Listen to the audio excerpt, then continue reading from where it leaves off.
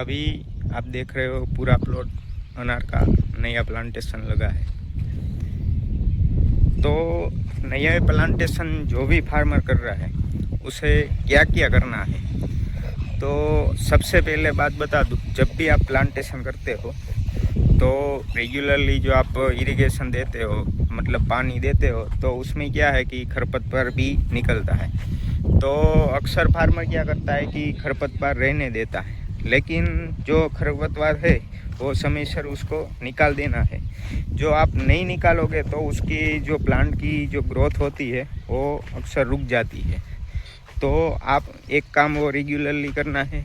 फिर क्या करना है, आप जब भी प्लांटेशन करते हो उसके जो 30 दिन बाद जितनी भी वाटर शूट निकली है नीचे से निकल देना है। कभी क्या रहता है कि फार्मर को ख्याल नहीं रहता कि क्या निकालना है क्या नहीं निकालना, पर जितनी भी आपको जो वाइट शूट निकले, जो क्योंकि वो ऊपर की ओर ही बढ़ता है, नीचे बढ़ता नहीं है, तो उसमें क्या अक्सर प्रॉब्लम आता है कि जो प्लांट है वो मजबूत नहीं होता।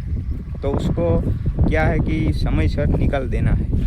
और दूसरी बात करें तो जब भी प्लांटेशन नया किया हो उस टाइम उसके 15-20 दिन बाद ह्यूमिक एसिड या सीवीड का ड्रेंचिंग करें। तो उससे क्या है, प्लांट अच्छे से ग्रोथ होता है, क्योंकि जो नई जड़ें हैं वो अच्छी निकलती है। और अलग अलग क्या है कि जब भी आप जितना भी प्रूनिंग करेंगे पौधों में, उतना ही पौधा मजबूत होगा। मतलब कि मैंने अक्सर बताया कि 40-45 दिन में प्रूनिंग करना चाहिए, जिससे क्या है पौधा अच्छा ग्रोथ करता है। और जो प्लांटेशन है हमारा, क्योंकि जब भी पंचिंग करते हैं तो वहाँ से 1-2 दिन थोड़े दिन जो है पौधा की ग्रोथ रुकती है, जिससे क्या है वो पौधा पूरा मजबूत होता है।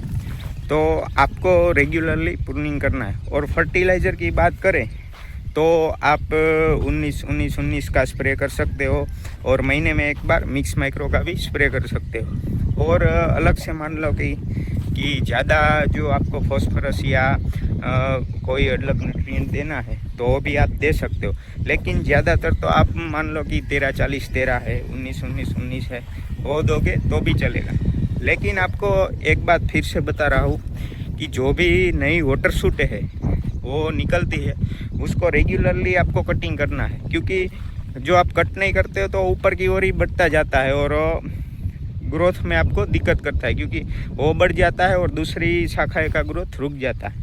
तो मेनली बात बोलूँ आप नए प्लांटेशन में, तो एक तो वाटर शूट निकालना है, रेगुलरली पंचिंग करना है, और ज़मीन में आपको ह्यूमिक एसिड है और मेडक टर्माइट बोलते हैं उसकी जो है रेगुलरली दवाई डालनी है।